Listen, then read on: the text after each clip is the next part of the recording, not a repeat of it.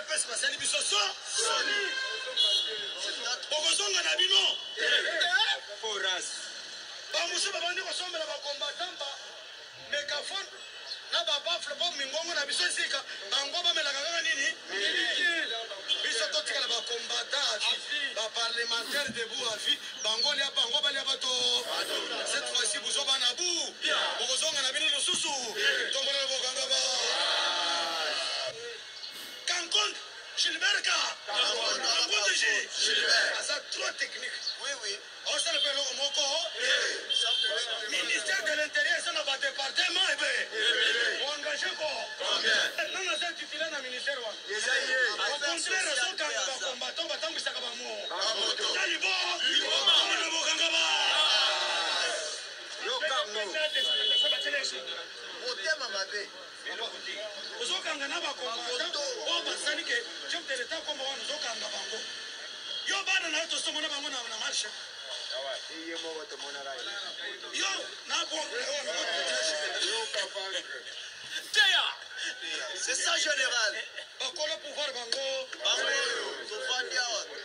jusque là biso tozanga baji on est quand même yo baka on est yebite vous avez excellence vous avez excellence on est quand même yo neveu ya excellence Kankonde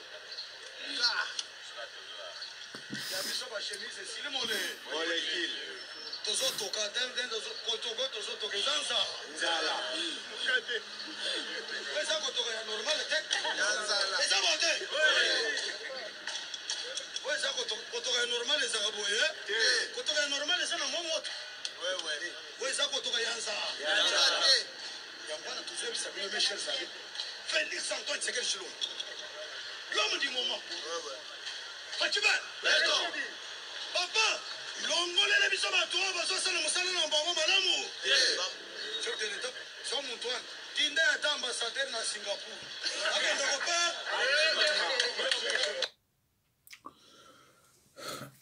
bandeko mbote na bino nyonso bino mutu mesana kolanda pasteur Mokongo ngai oyo bandeko Kabila se prépare déjà pour se présenter en 2023. Eza mawa pour na bandeko na biso ya baluba et jusqu'à présent ne comprennent rien. Banda Kabila zwa pouvoir, pardon, Banda Tshilombo zwa pouvoir ya kimoyibi. Ti lelo baluba musala ba koloba na koloba ba parlementaire debout et si la raté baza toujours ba chômeur ba parlementaire debout basali plus de 50 ans na musala kaka ya ki parlementaire debout pas de changement et loko baluba balingi kondimate zanene que Tshilombo n'a pas gagné aux urnes et que Kabila a simbi ses pouvoirs. Et loko wana nde pa baluba balingi kondimate et pa ipe baza komona pasi yango wana. Kabila se prépare en 2023 pour récupérer pouvoir na ye. Kabila est parti se ressourcer na Katanga et pa bakatange bakomisa ye Katange. Ndekweza mawa na biso ba congolais otala bakatange otala baluba comme si bango bazo comprendre rien. Kabila abomi Katumba Mwake Katange. Kabila a niokoli pendant son règne de pouvoir a niokoli bakatange na ndenga kosakala te kotia bango na ba prison. Mais Kabila a kovanda na Katanga aza calme, aza à l'aise, mutakosale likambo zate. Bandeko, boyo kakalika mbongo na bana la nyonso. J'ai du mal à croire que tokoki ko récupérer mboka. Souvent le bindé on a peut-être certaines personnes me traitent de pessimiste, mais non, je suis toujours optimiste. Mais au moment où on est dans la classe de la dissertation, il faut aussi toujours avantage na désavantage. soki avantage na désavantage ozo mona yango te dissertation na baninga na bazi ozala pe madame te nazo tala ndenge bakanga biso clé boa et ndenge bazwi Tshilombo na clé boa bandeko so na fan nazo mona nga bimbe to ko récupérer pouvoir ndenge nini vraiment to ko récupérer pouvoir ndenge nini et ça passe bandeko et ça passe. Les baluba ne comprennent pas que Tshilombo bakor ya sala azui baninga na ye balia bango nyonso ensemble parce que na 2023 il va remettre le pouvoir basimbisi ye balobi na ye ke yo au travailler jamais na RDC kuna pa yo na Belgique au travailler kate o gagnaka 900 euros ozoko vivre na ba nyongo oza muta pasi mais ngana comme somutu je te soutiens tu me soutiens soki olingi ndima Tshilombo andimaki a signé mais qu'est-ce que vous ne comprenez pas de baluba eza mawa komona peuple mobimba comprenaka te Tshilombo n'a pas gagné aux urnes basali faveur ce n'est pas un droit basali faveur ba bon olie ya fayulu yote yete tozui yo mais ndenge tozui yo fo ndima makambo biso tokoloba nango parce que notamment na tapis rouge monde atie bakoyeba yo soko ndimi lo babi soko ndimi babi oui signé ba caméra yango yo c'est tout. Et il a déclaré en substance que il n'y aura pas de rupture entre moi et Kabila. Mais il a été clair, Tshilombo. Mais bon, mon gars, vidéo, on a dit ça, ma kambalu bazolwa. Sans que ba comprendre, bazu ba petit ba toa nanga, mbujima ibaye makoloti bandundu, ba pemi bandundu Kinshasa pour soutenir Tshilombo. Alors que bobi bo sa iloko moté. Parce que Tshilombo soki alingi comme rechanger. Kabila la kisi hein, abina ko pe na katanga. Mais ne faites rien sans mon aval. Soko me ko sa likambo. Aval ngeza te. Ba militaire ngana ti ba ko bomayo. Bako bomayo. Après ngana ko récupérer pouvoir na ngai. Tshilombo azana biloko nyonso wana mutuna ye. Ayebi que je ne peux rien faire sans l'aval de Kabila. Sinon, bakubanga. Union sacrée. Kabila lukua na lobité. Et ça eloni. Lukua Kabila na lobité ke bon nommé. Et ça eloni. Tozo kaka o baningo cha Katumbi, o baningo cha Ingandi, o baningo cha Nemo Datsemi, mais absolument rien. Jusqu'à ce que Kabila releva bon. Tshilanga biloko wana après 2 mois, 3 mois, 4 mois, Tshilanga biloko beaucoup de distraction. Tant beaucoup de distraction wana boubou boleki juillet. Tant boleka juillet ba décembre beaucoup na 2022. Na 2022, bakoluka même 2-3 personnes ba kufa. Beaucoup de distraction après aller. Après si mutu aseni. Mutu ya seni. Kabila mutu opesa Tshilombo. Nazo comprendre te batmoso na poto awa na ebite sont aussi des traîtres de mendiants baza ko sala tout kuna ba nommer bango ateke muto aseni ozama il était donc ozo ba no histoire te soki to comme na 2022 Kabila akozwa muto aseni atie et Tshilombo ne contestera jamais. À vous contester, alors merci, merci patron. Alors, Mouta Kabila wana. Allez, beaucoup d'élection. Même si Kabila voit moko, bah ozo côté Kabila. So Kabila n'ingé kozonga te. Atie mutuna ye yozala yanga. Soki azuka ka une voix ya pamba. Akoleka. Parce que c'est ni soka lobi ke ye nani a contesté. Comme preuve avec Tshisekedi, avec Bemba, Senia Lobaki, avec Tshisekedi, Senia Lobaki, avec Fayulu, Senia Lobi. Mais ce que c'est, bon, ça on a Senia Lobi et puis va contester. Ce qui Senia à Lobi à la Cour constitutionnelle a confirmé les choses. Et c'est donc on a mis Bazoba, Tango, Senia Lobi, Bozo qui est la Cour constitutionnelle. Or, c'est na constitutionnel, ils sont belés Kabila. Ah, Nzami Baluba. Eh, mawa, Baluba, boko pesa paste na Mukongo, raison. Nazo zelabino na tournanga. Na ebike loko mo chino ba te. Na pesa bino ba signe, Léon na bongisi yango te, na pesa bino le sous peut-être la semaine prochaine, entre lundi mardi. Na ba na bino ke, coup franc, et qui n'est passé, en l'air, to corner. Mais, il y a un moyen de faire boba. Et le côté. Et le côté, donc, nzadi, rien. Dans l'exemple, nous dembois. Moi, dans la katanda, moi, libanda.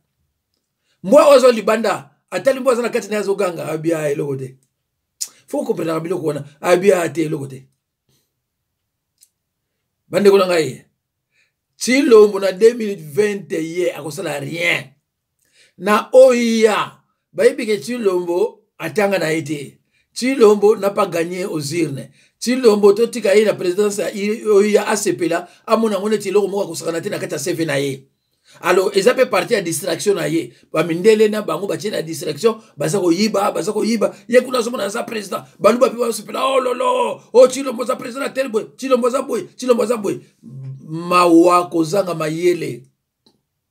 Alors, tant comme en 2022, yokensi na côté kuna bato maile base belé na oya kuna batika muto atanga na été muto perdu na ye ala gagner les élections te babi non biso zoli akuna Kabila yipsa non bino tubo kolia wana dobo kipete parce que bino yete alors tant to koma sikoyo na 2022 et comme seni alors Chilombo akopesa candidature na ye Kabila pesa candidature na ye mais Chilombo soko pesa candidature na ye ba yango na kinta ko voter ote ba to voter basate ka baluba o bobengisi ba utuna na province na ba Congo déjà na websa bango ke bo voter été ça c'est clair na bandundu muta voter asate na Équateur rien na Kisangani rien na Katanga rien donc ba to voter yo ndambu ya Kasai oriental na occidental alors tango Kabila ko leka alba bengani tous les Kasaïens o ba uteki kuna ba ina bakona le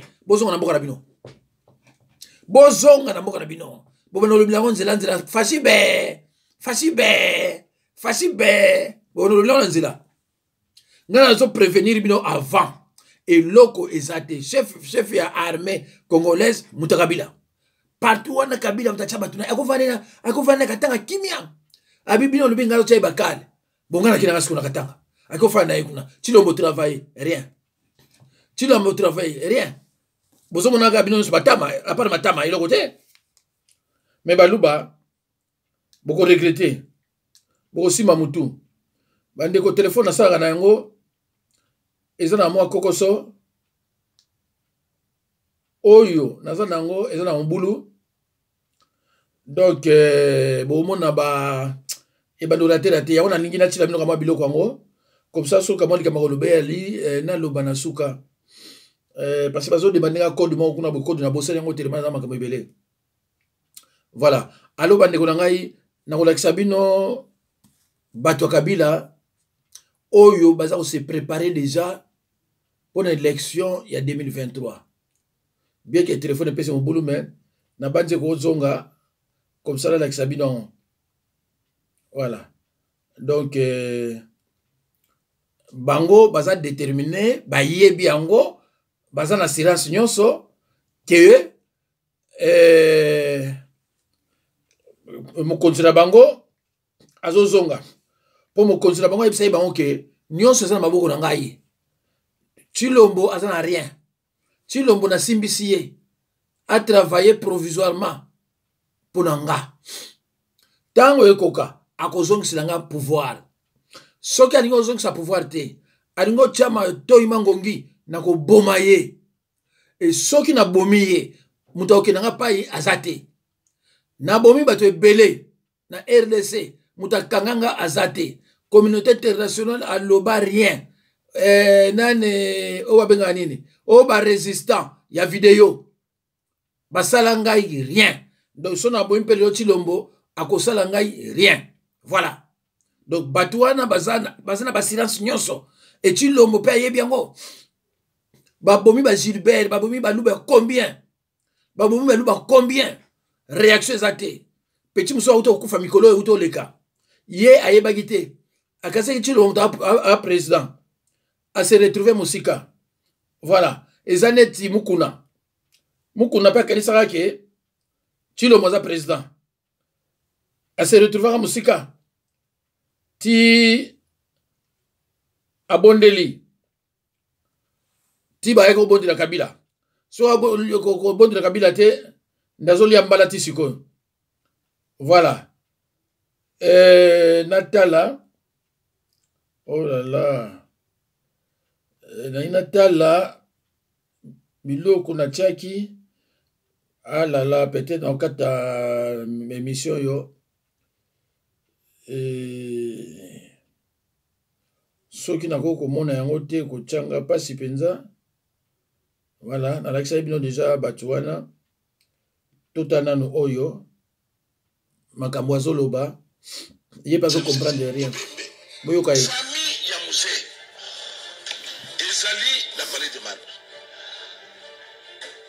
famille ya muse eza na palais de marbre palais de marbre eza ndako na bango te Kabila atongi kinga kati 80 km Kabila atongi Kashamat wana eza soki 150 km na balongolo na kati tout na kati atongeli Kabila le père hôtel likambo na loba te nazali kodenonse pa ingénieur loko na lobi siko yao atongela Kabila le père ndako moko te tel sanga ingénieur soki atonga ya koprouve atinda ata moto lobi ke natongi place te eza place famille abandonné na palais de mal Ibrahim ayebisaki yo oyebaka te yo lekaka na palais de marbre te atongeli papa ya palo kizeng soki okoti kingasani naloba lisusu nano loba te trésor naloba ya mibale eza ebele il doit nous dire la vérité ya kolongola ebembe moto aza kofa déclaré mort na ngalia bakena una rare bakena ebembe ya notre président Joseph Kabila azalaka na Kinshasa te naza comme ça que notre président azalaka na Kinshasa il doit nous donner des explications et fait qu'à sa bibliothèque naza na matière qui est makatange qui est makatange Kabila président akanyi kapende 20 ans Katanga wana zo monter contre ma frère na ye et ça qui est ma frère mon calme la justice avec Pascal tikanga na lobete surtout ni ngam na répliquer pe oui tout le monde emprisonné Katanga Muyam Katumbi parce que Bakatanga te nena nyoko le Bakatanga Kabila ne sera jamais pardonné na peuple congolais. Cheikh Koko na prison, Frank Jong na prison, Jomin Dongal na prison, Ngai prison, Witumulongo prison, Miyam Kakaye, Muyam na prison. Tous les peuples congolais sont en prison. Ils doivent aller à côté de prison. Mais il y a eu pour cela, il y a eu si Witumulongo soit avion Yakab, Muyam Yak, tout est dans la bacan, tout est ce que ça peut. Cheikh Koko Yaka, tout est dans la montre, tout est dans la montre. bandeko nazolobisa na kata yango natala so nakomona susu mosusu ndeko wana oyo azoloba aza na niveau ya 3e année primaire mukuna donc il comprend rien jusqu'à présent ana niveau ya 3e primaire voilà donc ekozala mawa mingi bandeko nalukila bino so mosusu parce so nalobi na banda kotya bacommentaire ekokata alors so ekati ekozala mingi o makambo nini. Avisés en Transniège, 18 résidents d'une maison de repos ont été testés positifs alors qu'ils avaient été vaccinés. Ce qui a suscité évidemment beaucoup de questions. Ces contaminations sont-elles liées à la vaccination? Et puis faut-il donner une deuxième dose à des malades déjà vaccinés? Les explications sur place de Julien Modave et Julien Raoué. Ici, les résultats du dépistage de ce week-end ont surpris tout le monde. Alors qu'ils avaient plutôt bien passé la crise, soudain, 18 résidents sur les 90 et 8 personnes parmi les employés sont positifs au Covid-19. Directement, nouveau confinement en chambre, annulation de toutes les visites. Or, la quasi-totalité des résidents et du personnel ont bien reçu le vaccin 10 jours plus tôt. On sait qu'il faut 12 jours pour qu'il agisse. Alors, que penser de ces résultats? On est trop court avec le 10 jours. Ceci étant, il restera intéressant de voir si les personnes ainsi vaccinées, mais malgré tout porteuses du virus 10 jours plus tard, développent une infection. Ce n'est pas la première fois que les personnes sont décelées positives malgré le vaccin. Elles font rarement une infection sévère, mais leur sort sera examiné de très près par la maison de repos. Ça ne doit pas être très agréable de travailler dans ce type de conditions, sachant qu'on peut transmettre éventuellement, qu'on peut recevoir aussi la maladie. Je pense qu'il doit y avoir de l'inquiétude, de la peur au ventre, et ça, on essaie de le prendre en considération au maximum au niveau de l'autorité politique et de la ligne hiérarchique. Voilà, bandeko, naïbité sur une bande de vidéos koleka, naïbité sur une vidéo koleka, parce que le konache et le koyo, namoni peut-être koleka te, pour baningate na chabilo kwa boye. Allo bandeko nangai. A insisté face à la dictature s'installant insidieusement dans le pays et a fait remporter à notre parti à tous les niveaux les prochaines élections générales de 2023 pour faire appliquer la vision de notre président national, le camarade Joseph Kabila Kabange. Apportons tout notre soutien au camarade secrétaire permanent Emmanuel Ramazani Chadari dans le combat politique de notre cher parti. Nous demandons à nos bases respectives de s'aligner sur cette position afin de faire prévaloir l'ordre et la discipline dans notre conquête du pouvoir. Je vous remercie. Nabanzi bandeko bolandi wana bato PPRD bato Kabila o baza ko se préparer na 2023 nabanzi boyoki yango bachema ina monokote. Voilà. Nalobi bien que bachema ina monokote. Voilà tout.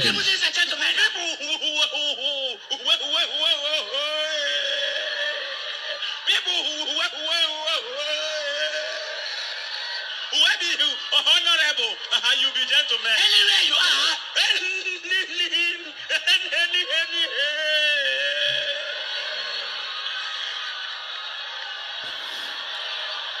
Alors, pasteur, fona koluka vrai interprète ozozwa moto azo bégayer alors etie scandale kuna na ndenge ya osakana te tolanda bandeko na ngai nzambe azana Tshisekedi Tshilombo a dit qu'il a fini à Boboto, à Kinshasa, Boboto, où il a eu son diplôme d'État.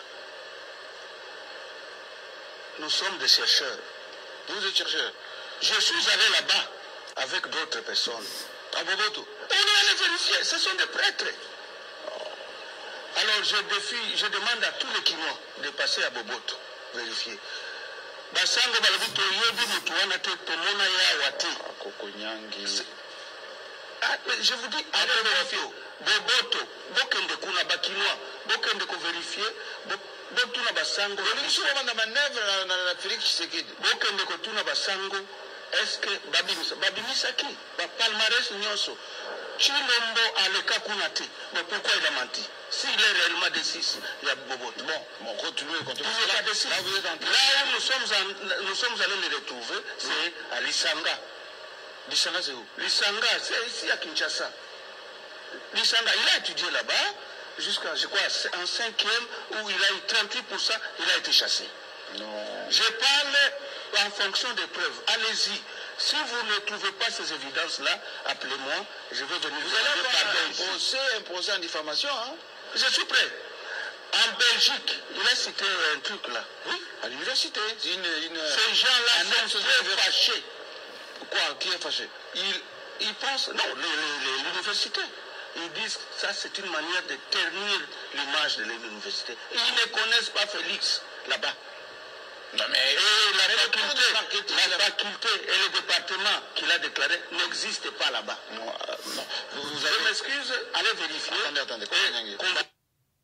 Non, tout ça la clair, hein? Nani ngana expliquer bino ngo. Nani Tshilombo asukaka na 4e taka na 5e akimaka dissertation. Donc dissertation pour na ye amonaki ezaki neti piège. Ezalaki il manque ne tombe que quand les mire. Mais devant l'ouragan et la tempête, mire ou pas mire, bino oui. C'est le mot. Amonaki un piège pas ekofanda na Mexique. Donc eza makabuti ya kolobaka keo atangaki soko na diplôme d'état toni te Chilombo tango azwaka nino nakena ngona paya Tshisekedi pona asalela ye dissertation na Tshisekedi ya boyaka tango baye corriger ngo professeur azotala o makambo oyo bokoyimaka mosusu oyo eza makambo oyo eza en dehors ya dissertation tozosala awa ndenge nini yo ya makambo tozo comprendre te solo manini Chilombo akendeki ozonga tata na boye po tata na pe akokate amoni ke eza impossible ya wana avandaka na ye akende ne suste ayene na Belgique awa abalomi na basanga na ye voilà eza nango problème te eza te ko bote eza ngoli kamno te eza vérité alors le eza vérité tout le bani sikoyo. Paul Mouyamboué, bonjour. Bonjour. Vous étiez chargé de la sécurité à l'inspection générale de la police le 1er juin 2010, le jour où Floribert Chebeya a été tué. Vous étiez vous-même au bureau ce jour-là. Qu'est-ce que vous avez vu? C'est à partir de 17h, il y a mon ami le major Christian Goy, qui est le commandant bataillon Simba, qui m'a appelé. Il m'a dit que je suis accompagné par un visiteur de marque qui va rencontrer le général Numbi. Et je lui ai dit non, le général Numbi est absent. Il m'a dit non, dans quelques minutes, le général va arriver à l'inspection générale. Il est entré avec un monsieur que je ne connais pas. Et lorsqu'il est sorti, c'est lui-même la personne qui s'est présentée devant moi. Il m'a dit, moi je m'appelle Floribert Chebeya, le secrétaire exécutif de la voie des envois. Combien de temps est-il resté dans votre bureau? À partir de 19h et quelques minutes, c'est le major Christian qui est venu récupérer Chebeya dans mon bureau. La première chose, il s'est excusé devant Chebeya, lui disant non, le chef s'excuse, il ne doit plus vous recevoir ici au bureau, il préfère vous recevoir à sa résidence privée. Maintenant, en sortant, à partir de la réception, Chebeya a été déjà cagoulé. C'est à partir de la réception. Et comment le savez-vous? Tout justement, mon bureau, il y a une caméra de surveillance et cette caméra capte à partir de mon bureau à 50 à 100 mètres. Alors, lorsqu'on a fait le mouvement de prendre Chebeya brusquement, la caméra a sonné. Et c'est ce qui m'a suscité. En regardant cette caméra, je vois le major Christian et quelques éléments de la police cagoulé Chebeya par les sachets, à ceux qui connaissent Kinshasa, les sachets vivants, et on l'a commencé à scotcher. Et c'est ce qui m'a suscité de descendre, de quitter mon bureau et descendre, de savoir qu'est-ce qui se passe. C'est à ce moment-là que vous les avez rejoints à la réception? Je n'avais pas trouvé Chebeya à la réception. On l'a amené directement au hangar. J'ai appelé Major Christian. Je lui ai posé la question de savoir. Il m'a dit, monsieur, fermez ta bouche. C'est un ordre qui vient de la hiérarchie. Je lui ai encore posé la deuxième question. Qui vous a donné cet ordre?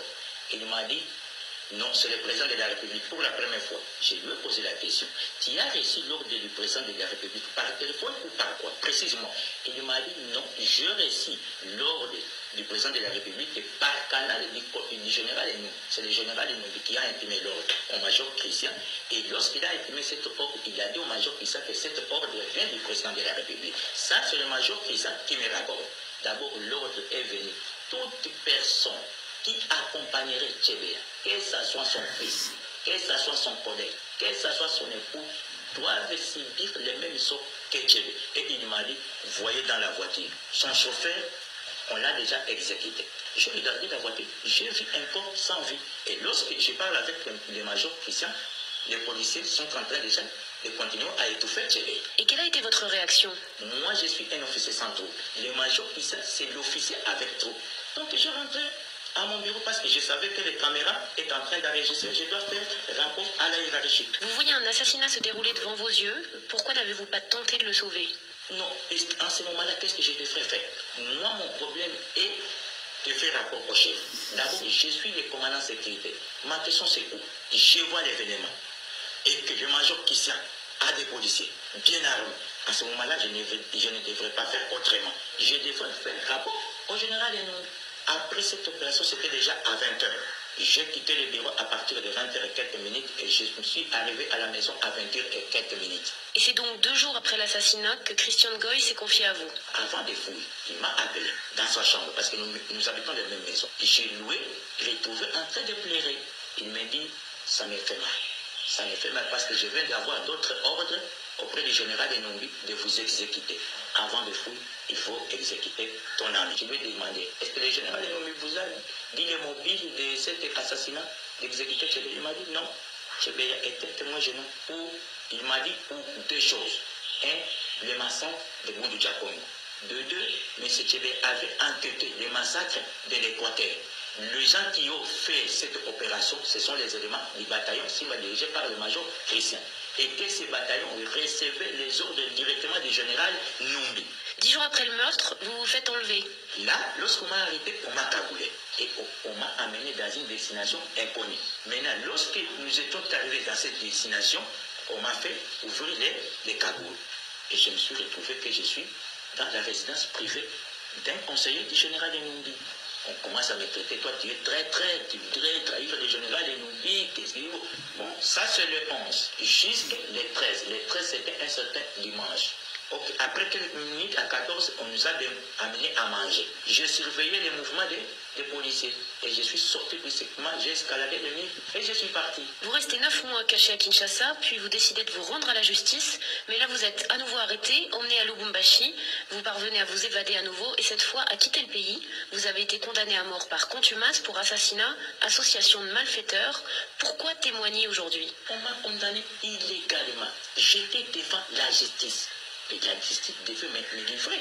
La justice a préféré me faire disparaître. Parce que je suis témoin gênant dans l'affaire Tchébé. C'est-à-dire quoi? Je suis témoin gênant pour le pouvoir de Kinshasa et pour le président de la République.